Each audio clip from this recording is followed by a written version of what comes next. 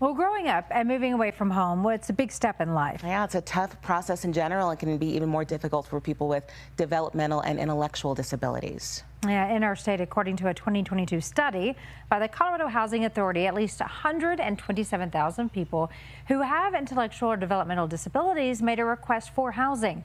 73% actually live with family caregivers. Now, that can be difficult, we know, on families, especially with only 3 locations in our state that offer residential options for residents with IDD. So one community is stepping in to offer another option. It's all happening in Broomfield. That is where your reporter Sarah Horbakowitz. Walking miles is one of Jennifer Eck's favorite things to do, partially because it's one of the few things she now gets to do without her parents. She was 24/7 supervision.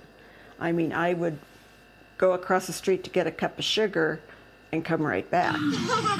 At 3 years old, Jennifer was diagnosed with autism. Now, at 30 years old, she spent the last few decades working towards living on her own. We finally call it Jennifer's Journey. Jen, over here, sweetie. That journey includes joining a special needs cheer team and graduating from an independent living skills program in New Mexico. She came back and it's like, I want to live in an apartment like my brother. And it's like, great, but there's no place for you to go. So the X started sharing their concern with other parents, especially as they look towards retirement.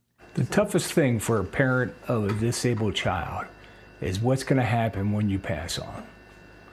And that's what kind of got things rolling. That we need to start planning for Jennifer's future immediately and with purpose. Now, after years of meetings and working with City Council, a new, independent, neuro-diverse housing program is coming to Broomfield. The Grove at Cottonwood's 40 apartments are designed to be affordable based on income, aiming to build community for many who may be living on their own for the first time. This has been on our prayer list since we moved to Broomfield. And in the next few years, that prayer will soon be a reality.